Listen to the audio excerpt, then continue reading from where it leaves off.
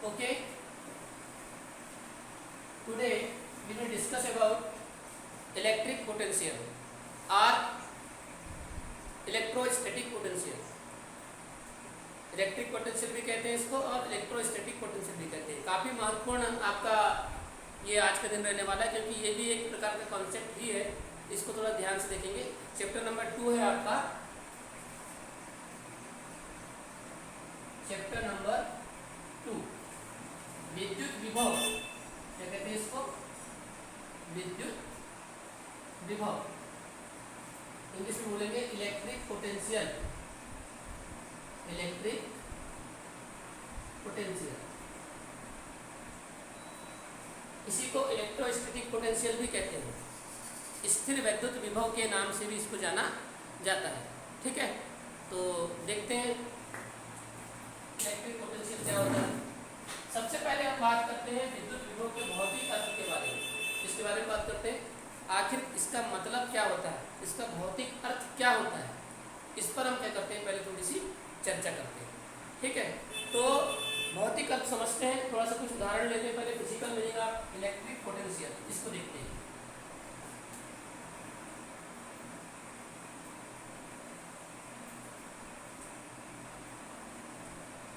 विद्युत विभव का भौतिक अर्थ, physical meaning of electric potential.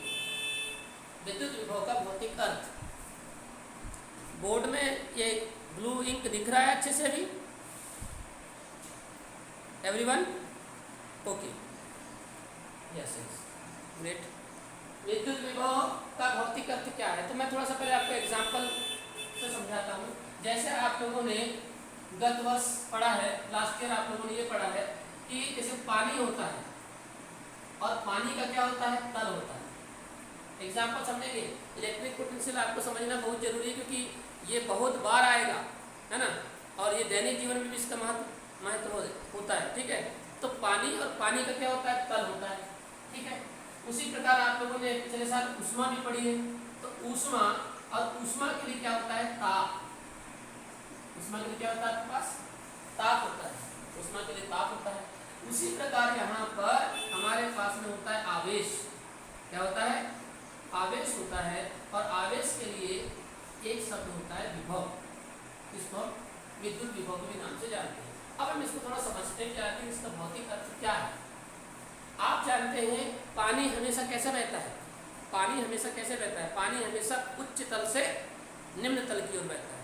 तो जिस प्रकार पानी और तल में संबंध है, जिस प्रकार ऊष्मा और ताप में संबंध है, उसी प्रकार से आवेश और विभव में संबंध होता है।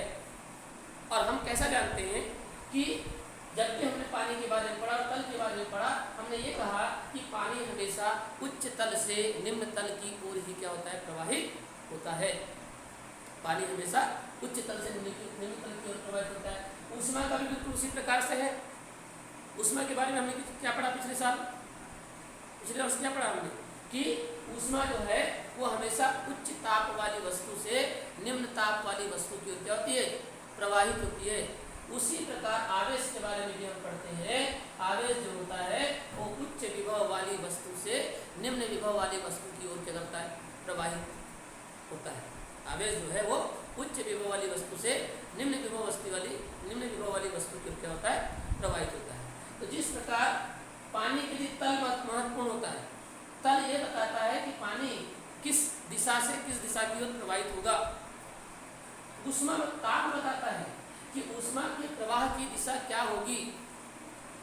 उसी प्रकार विभव बताता है कि जो आवेश का प्रवाह होगा वो किस वस्तु से किस वस्तु की ओर होगा, और वो दिशा क्या होती है, उच्च विभव से निम्न विभव की ओर।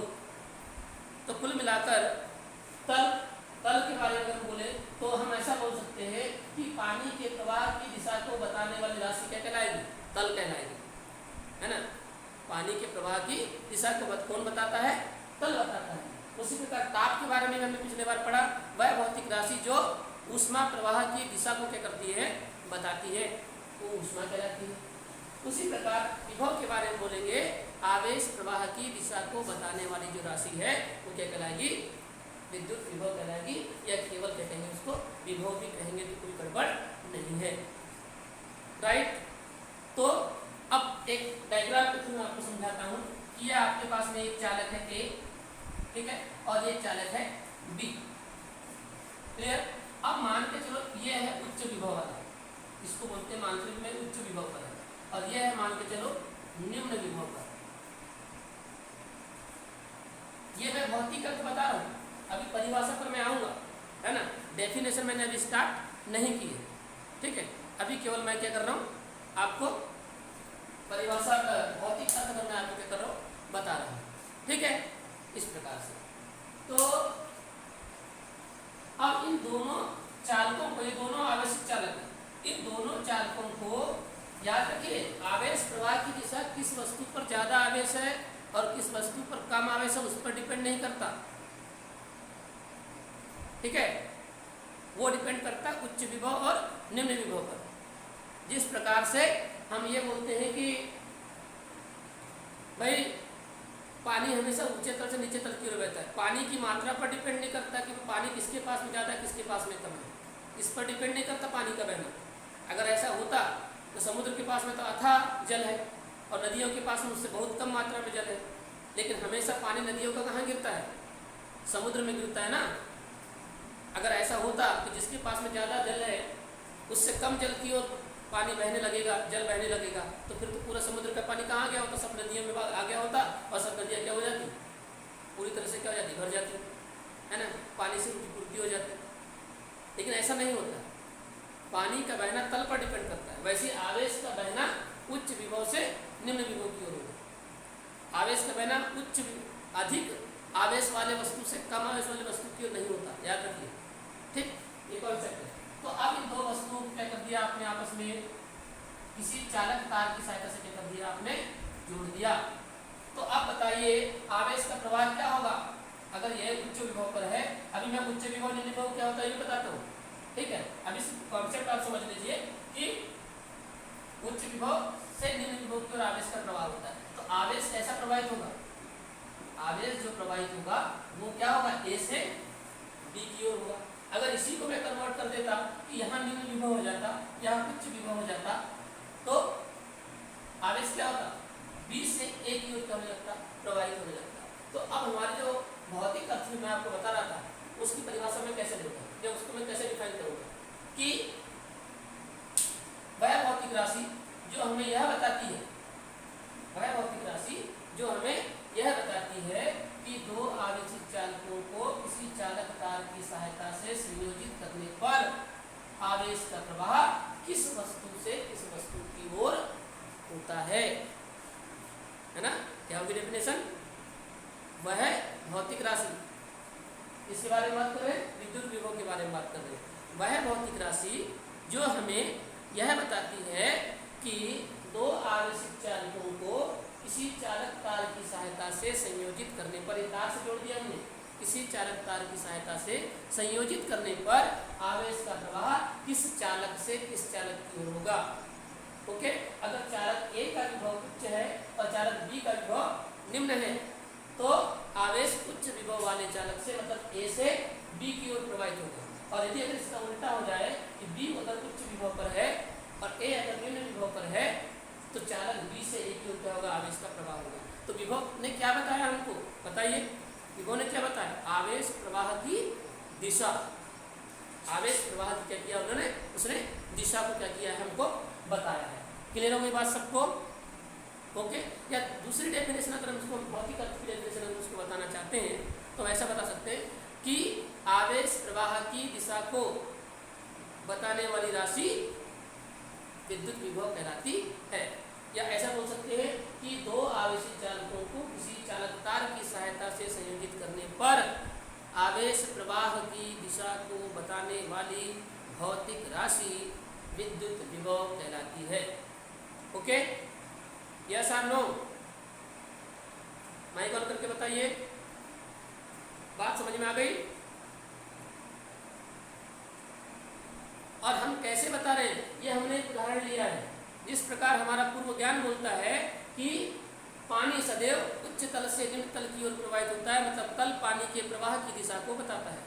हम जानते हैं कि ऊष्मा जो है वो सदैव उच्च ताप वाली वस्तु से निम्न ताप वाली वस्तु की ओर प्रवाहित होती है, अर्थात ताप जो है वो ऊष्मा प्रवाह की दिशा को बताता है। उसी प्रकार आवेश के तल को क्या बोलते हैं? हम विभव कहते हैं। आवेश के तल को ही क्या कहते हैं? विभव कहते हैं। और विभव ऐसी भौतिक राशि है जो आवेश प्रवाह की दिशा को क्या करती है? प्रदर्शित करती है। क्लियर हो गई हुई बात सबको? एवरीवन, यस और नो? यस, चलो ठीक। मेरी आवाज सबके पास पहुंच रही ना क्लियरली? ठीक, ओके ओके ओके। 27 बच्चे जुड़े, वेरी गुड। कोई नया तो नहीं है आज? मेरी जानकारी के बगैर तो नहीं जुड़ रहे हो रे? कहीं रे मोहित जुड़ा क्या आज? चलो ओके। तो ये हो गया। एक बार मैं फिर से बता देता हूँ इसकी परिभाषा।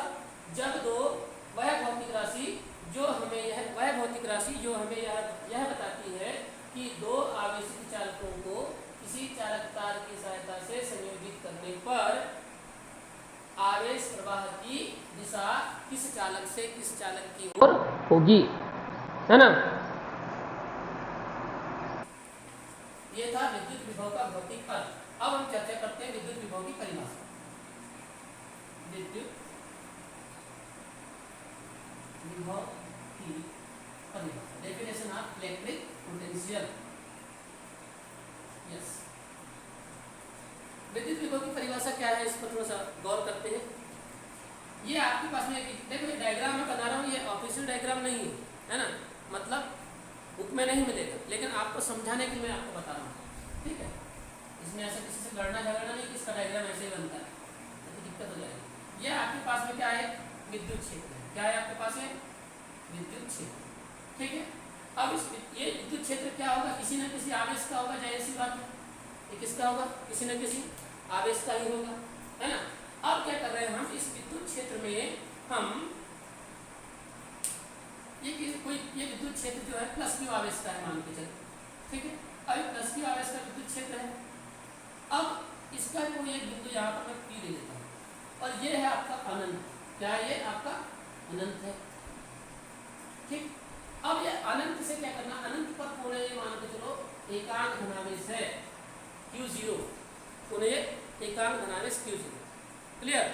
अब इस एकांक धनावेश को क्या कर रहे हैं हम? अनंत से, है ना, विद्युत क्षेत्र के, आँख अभी भी थोड़ी मेरी दर्द कर रही है, लग गया तो छोटी हो गई, देखते। तो ये एकांक धनावेश को अनंत से विद्युत क्षेत्र के किसी बिंदु तक लाने में किया गया कार्य, उस बिंदु पर क्या कहलाता है? विद्युत विभव कहलाता है। ये बिंदु P पर विद्युत विभव कहलाता है। अब देखो डेफिनेशन क्या है? विद्युत क्षेत्र में स्थित या एकांक धनावेश, यहाँ से स्टार्ट करते हैं। एकांक धनावेश को क्या चीज है ये बताइए? एकांक धनावेश, है ना? एकांक धनावेश को अनंत से विद्युत क्षेत्र के किसी बिंदु तक लाने में किया गया कार्य, उस बिंदु पर विद्युत विभव कहलाता है। जाहिर सी बात है, कार्य करना पड़ेगा कि नहीं करना पड़ेगा? करना पड़ेगा। क्यों करना पड़ेगा? देखो, जैसे ये धनात्मक आवेश है, ये धनात्मक आवेश है तो ये धनात्मक विद्युत क्षेत्र होगा, और यह है एकांक धनावेश। तो बताइए आप, इस धनात्मक आवेश और एकांक धनावेश के बीच में क्या लगेगा? प्रतिकर्षण बल लगेगा, और प्रतिकर्षण बल लगेगा तो हमको क्या करना पड़ेगा? उसको लाना है, तो क्या करना पड़ेगा हमको? उस प्रतिकर्षण बल के विरुद्ध क्या करना पड़ेगा? कार्य करना पड़ेगा। उस प्रतिकर्षण बल के विरुद्ध कार्य करना पड़ेगा, ठीक है? और जब हम कार्य करते हैं तो किया गया कार्य क्या होगा? धनात्मक कार्य कहलाएगा। इसलिए बात बताया था, जब हम कार्य करते हैं तो किया गया कार्य क्या हो जाएगा? धनात्मक, ठीक है? और वैसा समझ में नहीं आता तो वास्तव में हमको कार्य करना पड़ेगा। क्यों? क्योंकि ये प्लस क्यू आवेश इस एकांक धनावेश पर क्या लगा रहा है? प्रतिकर्षण बल लगा रहा है। फिर भी हमको उसको क्या करना है? एकांक धनावेश को अनंत से उठाकर विद्युत क्षेत्र के किसी बिंदु तक लाना है, तो हमको प्रतिकर्षण बल के विरुद्ध क्या करना पड़ेगा? कार्य करना पड़ेगा, ठीक है?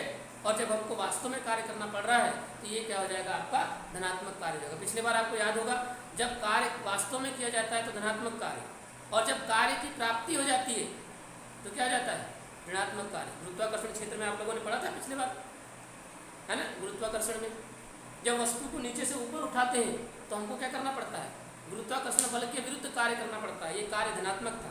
लेकिन जब वस्तु को छोड़ते हैं ऊपर से, वो अपने आप वस्तु क्या होती है, नीचे आती है। तो यहाँ कार्य की प्राप्ति होती है, क्योंकि आपको कोई कार्य करना नहीं पड़ा, इसलिए ऋणात्मक कार्य होता है।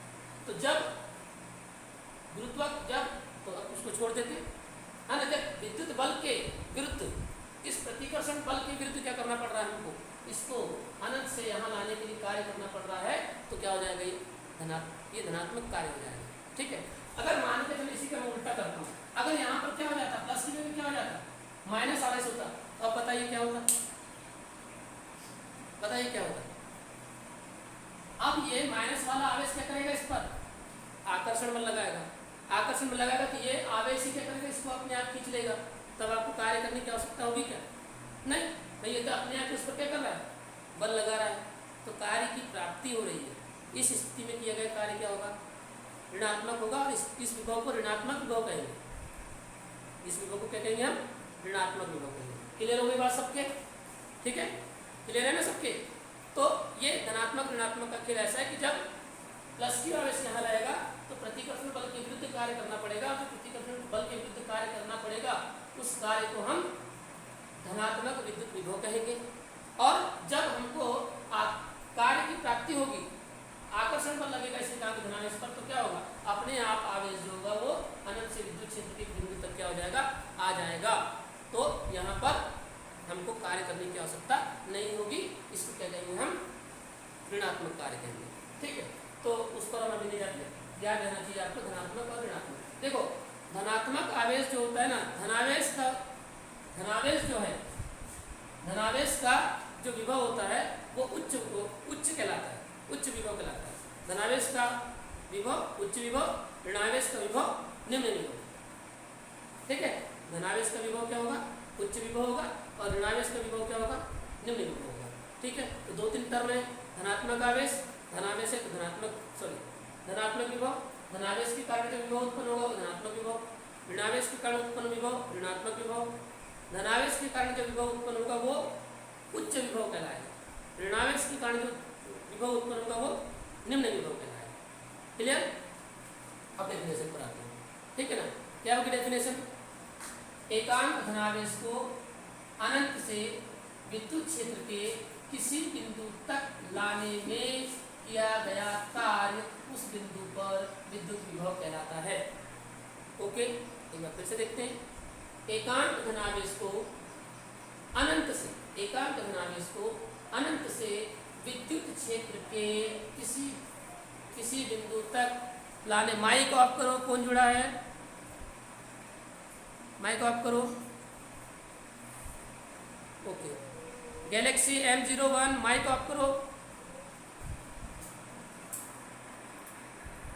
ओके, तो क्या होगा डेफिनेशन, एकांक धनावेश को अनंत से विद्युत क्षेत्र के किसी बिंदु तक लाने में किया गया कार्य विद्युत विभव कहलाता है। तो अब माना कि एकांक धनावेश, अब इसका सूत्र भी देख लेते हैं। एकांक धनावेश Q0 को अनंत से विद्युत क्षेत्र के किसी बिंदु तक लाने में किया गया कार्य कितना हो, किया गया कार्य W हो, तब विद्युत विभव, सूत्र क्या होगा इसका, विद्युत विभव कैपिटल V से लिखते हैं इसको, capital V is equal to W/Q0, ये होता है। ठीक है। अब डेफिनेशन देखो बिल्कुल सेम, कैसे सेम है, कैसे सेम है, ये देखो इसकी वैल्यू कितनी होती है 1, देखो है ना, इसकी वैल्यू कितनी होती है, क्या लिखा मैंने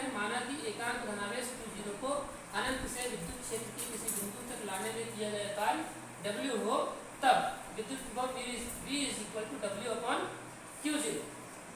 ओके, अब देखो यहाँ पर Q0 इज इक्वल टू 1 होता है, तो भाई Q0 इज इक्वल टू 1 हो जाएगा तो V इज इक्वल टू कितना हो जाएगा, W तो हो जाएगा ना। मतलब किए गए कार्य को क्या बोलते हैं, किए गए कार्य को विद्युत विभव कहते हैं। डेफिनेशन बोलती है एकांक धनावेश को अनंत से विद्युत क्षेत्र के किसी बिंदु तक लाने में किए गए कार्य को विद्युत विभव कहते हैं।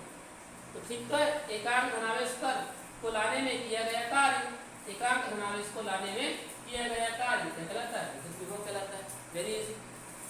ओके, तो इस तरह से इसका फॉर्मूला हो जाएगा V is equal to W upon Q0, right. ये हो गया एकांक धनावेश को लाने में किया गया कार्य।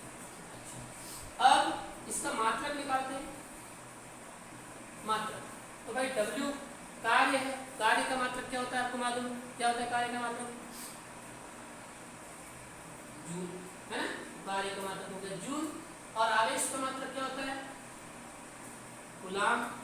तो जूल प्रति कूलाम इज इक्वल हो जाएगा आपका वोल्ट। क्या होता है ये, वोल्ट होता है। ठीक है, कौन से सिस्टम में, एसआई सिस्टम में, इन एसआई सिस्टम या एसआई पद्धति में। तो आप अगर आपको किसी ने पूछा कि विद्युत विभव का एसआई मात्रक क्या होता है, तो आप क्या बताएंगे, क्या बताएंगे आप। और अगर ऐसा होता है तो 1 वोल्ट इज इक्वल कितना हो जाएगा, 1 volt. 1 volt is equal 1 joule upon 1 coulomb. 1 joule upon 1 coulomb हो जाएगा। ठीक है, तो अब देखो यहाँ पर 1 वोल्ट, यहाँ अतः यहाँ एक डेफिनेशन देंगे। किसकी डेफिनेशन देंगे, किसकी डेफिनेशन देंगे, विद्युत विभव की।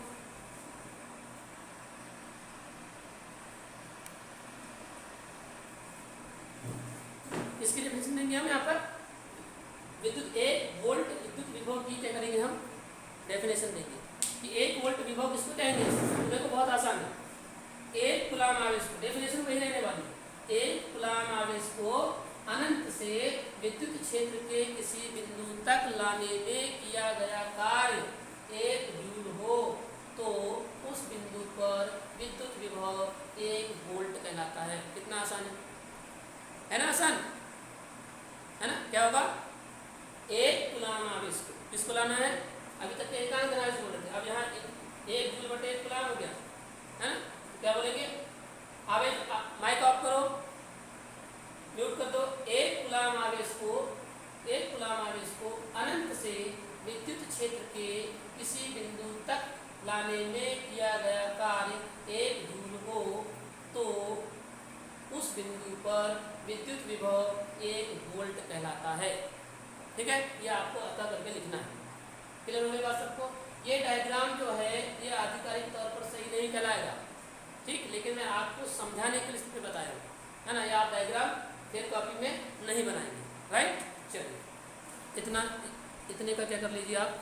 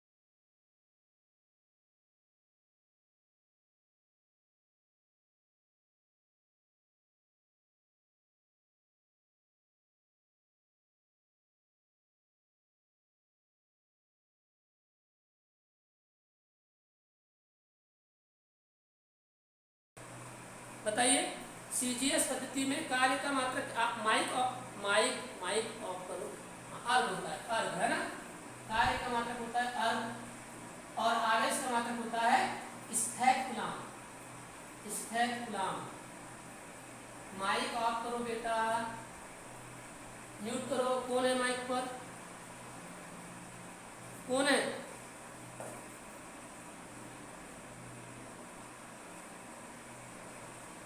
ये Q.com निशा, माइक ऑफ करो, माइक के ऊपर क्लिक करो, माइक के ऊपर क्लिक करो, रेड साइन आ जाएगा।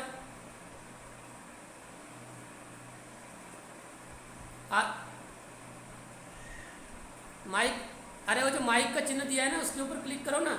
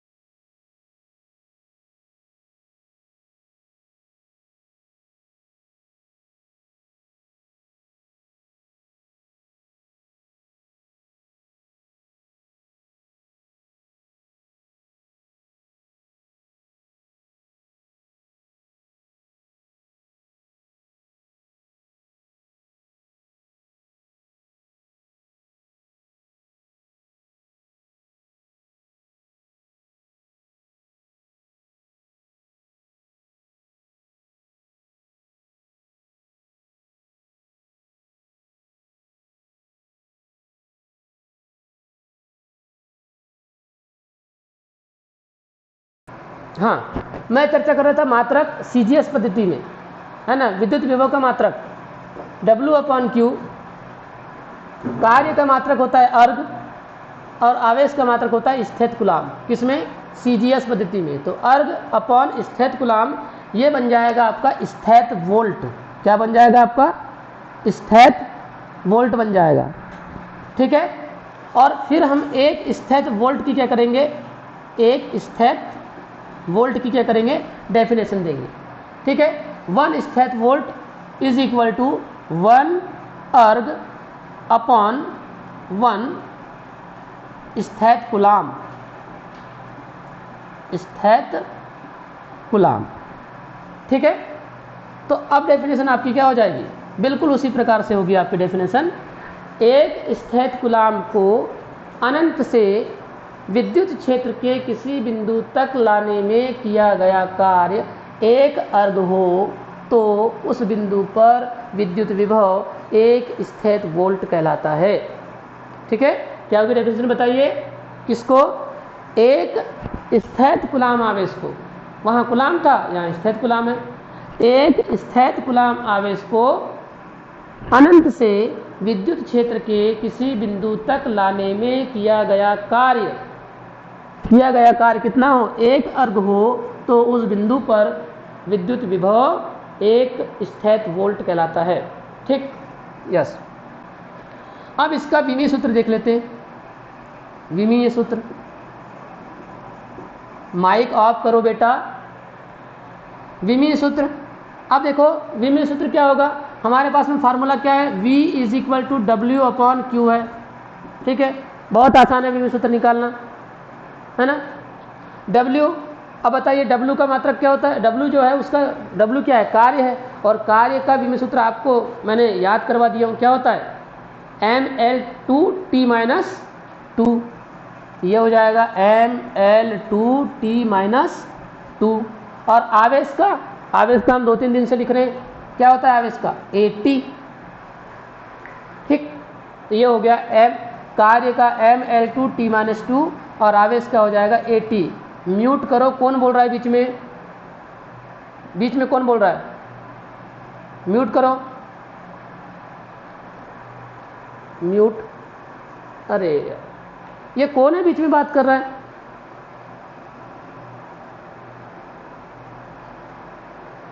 अरे 11th की अभी क्लास चालू नहीं होगी, बंद करो अभी, मैं जब बताऊंगा तभी होगी। ठीक है, 11th वाले भी बंद कर दो। हाँ, बंद कर दो अभी। mL2T-2 हो गया कार्य का, और आवेश का हो गया AT। यस, T ऊपर जाएगा तो T पर -1 आएगा, -2 और -1 कितना हो जाएगा? -3 हो जाएगा। तो ये हो जाएगा mL2T-3 हो जाएगा, और A भी ऊपर जाएगा तो A पर क्या आ जाएगा? -1 आ जाएगा। ठीक है, तो ये हो गया आपका विमीय सूत्र। राशि कैसी है इसकी? राशि कैसी है? वोल्ट, जो विद्युत विभव है ये सदिश राशि है कि अदिश राशि है? कौन बताएगा मुझे? सदिश क्या अदिश? क्यों क्यों क्यों क्यों है अदिश राशि? बताइए। हाँ, यस यस यस, कार्य है ना, क्योंकि परिभाषा में क्या रहा है? एकांक धनावेश को लाने में किया गया कार्य, और हमने पिछले बार पढ़ चुके हैं कार्य कैसी राशि होती है? अदिश राशि होती है ना। इसलिए चूंकि विभव एक प्रकार का कार्य ही है, एकांक धनावेश को लाने में किया गया कार्य ही विद्युत विभव कहलाता है। तो कार्य अदिश राशि है, इसलिए विद्युत विभव भी कैसी राशि होगी? अदिश राशि ही होगी। ठीक है, तो ये हो गया आपका। बस आज के लिए हम इतना ही रखते हैं। ठीक, तो मेरे हिसाब से समझ में आ गया होगा सब।